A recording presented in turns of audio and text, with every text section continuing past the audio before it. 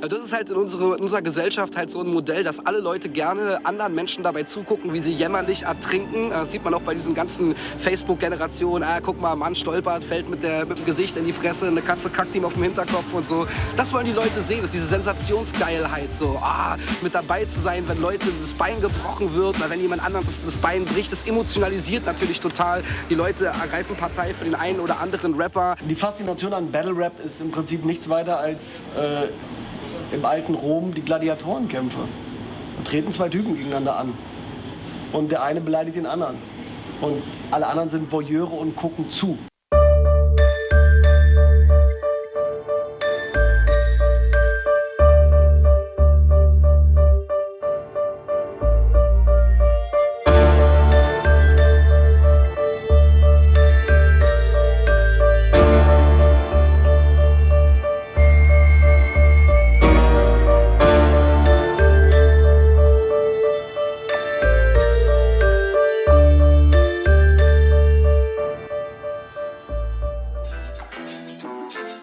Steigende Besucherzahlen und Platzprobleme führen schließlich dazu, dass Rap am Mittwoch nach einem Jahr wieder auf Eis gelegt wird.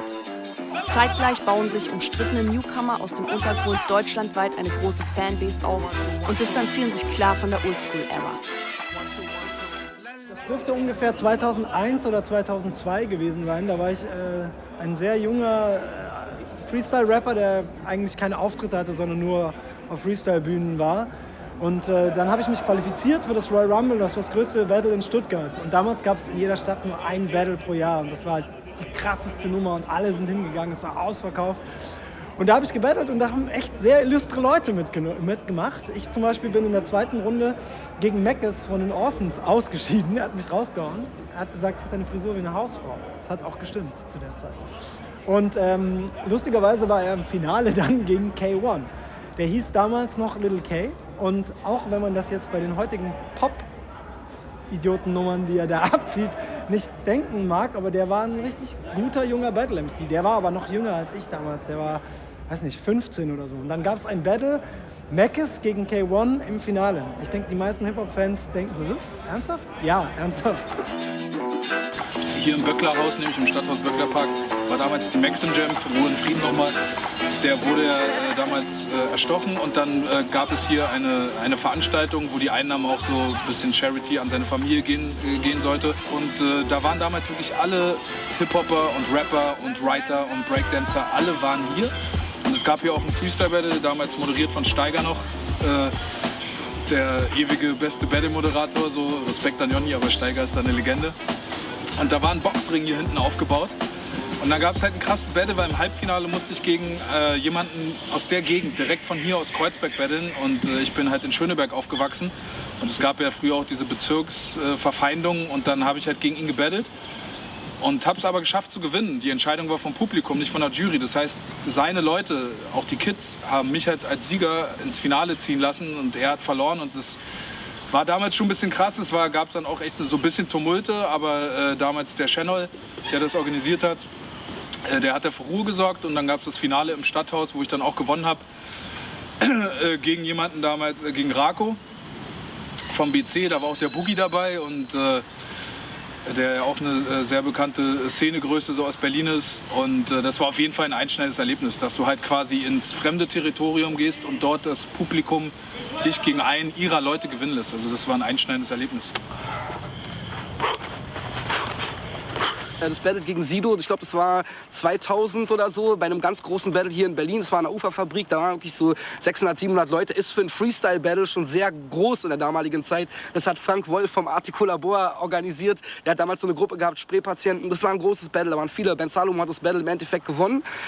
Und ich habe im Halbfinale gegen Sido gebattelt so und da war die ganze Sekte halt da und so und die Sekte war schon ziemlich groß in der damaligen Zeit so und ich bin halt so ein Typ mit langen Haaren aus dem Osten gewesen so, der eigentlich nichts zu sagen hatte und da habe ich ihn halt auf jeden Fall gebattelt und er hat auch live auf der Bühne gesagt, ja, der Junge hat auf jeden Fall bessere Rap-Styles als ich, aber ich sehe besser aus und so. Das hat er gerappt und seine Jungs, ich habe immer auf die ganze Sekte-Crew geachtet und die, oh krass, das war ein krasser Moment für die so. Jetzt mittlerweile ist alles cool und ich meine auch, dass es so geil ist, weil Sido mich ja auch in diesen Film geholt hat, obwohl wir dieses Battle hatten und uns auch nach diesem Battle krass gehasst haben, von seiner Seite aus, weil er dieses Battle verloren hat. Aber wie gesagt, und danach habe ich den Film mit ihm 10 Jahre später gemacht und ihn gefragt, ey, kannst du dich ans Battle noch erinnern? Und er meinte so mit so ein bisschen zittrigen Auge, nee, da war so viel los in meinem Leben, ich kann mich an das Battle gar nicht mehr erinnern. Aber das glaube ich ihm nicht wirklich, aber ist auch egal.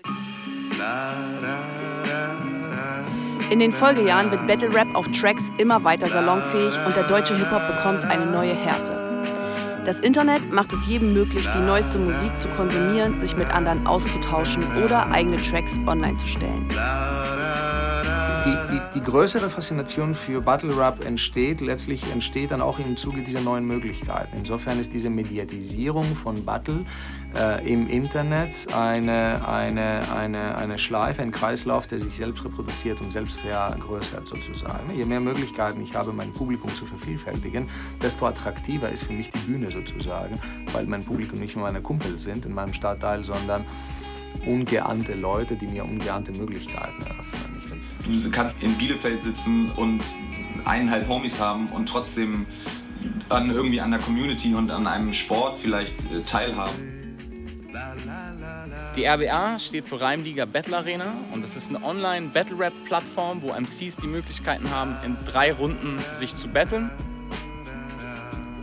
Jeder Rapper, jeder Artist zeichnet ja so eine Kunstfigur. Ja? Die eine Kunstfigur ist ein bisschen näher an der Person dran, der andere ist wirklich ein bisschen einfach nur ein erschaffener Charakter. Aber alles, was du halt von den Rappern mitbekommen hast, waren ihre 16 Bars. Du hattest kein Gesicht dazu, es gab kein YouTube, es gab kein Video, sondern alles, was gezählt hat, war sein Rap auf der Plattform.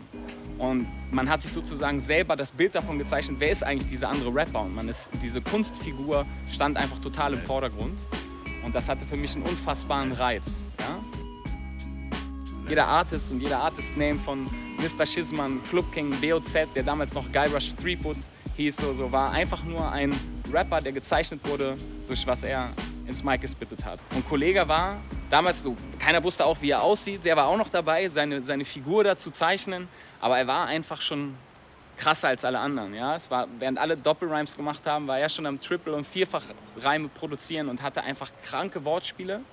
Und er hat sehr viel gebattelt, also er hatte echt viele Battles und wollte sich, glaube ich, einfach so ein bisschen hocharbeiten in der Liga.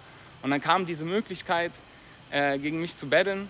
Und ja, das war für mich dann so einen der größten in der RBA zu battlen, eine krasse Sache. Ich habe jede freie Minute an Zeilen gearbeitet und mit Rickbo damals noch an den Zeilen gefeilt. So, es war wirklich diese 48 Stunden, bis die Runde stehen musste, die haben wir voll genutzt. Und ich glaube, er hat das Battle damals ein bisschen auf die leichte Schulter genommen. Und das ist ihm dann zum Verhängnis geworden. Das war natürlich für mich eine große Sache. 2000er Jahre, 2000 bis 2010 war das für mich das Nonplusultra des Battle Raps. Ich habe 94 rum selbst angefangen zu rappen, so aus Spaß. Dann hatten wir so 96 eine Crew. Dann habe ich bis 2000 gerappt. Und dann habe ich gemerkt, dass andere Leute es besser können als ich. Und da habe ich gesagt, ja, dann mache ich lieber so Jams, Konzerte und Manager, Künstler. Das kann ich auch eigentlich gut. Unser Team hat auf jeden Fall einige Leute schon irgendwie ein bisschen mitbegleitet, bevor die ganz berühmt wurden. So, keine Ahnung. Wir haben bei uns Jam Station, haben wir Materia gesehen. Eine Zeit lang haben wir wirklich alles, was gut war aus Deutschland, irgendwie hatten wir ein bisschen was mit denen zu tun gehabt.